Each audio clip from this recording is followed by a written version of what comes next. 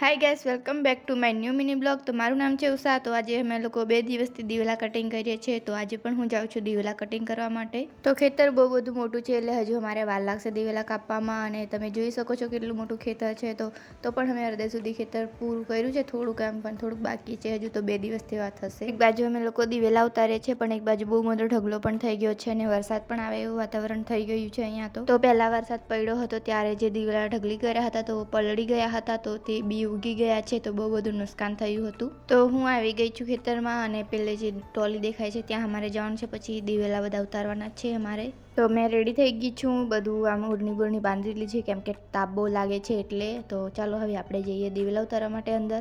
તો અડધું ખેતર તો અમે લોકો દિવેલા ઉતારીને કરી નાખ્યું છે અને અમને લઈ ગઈ હતી તરસ, એટલે અમે લોકો પછી પાણી પીવા માટે બેસી ગયા.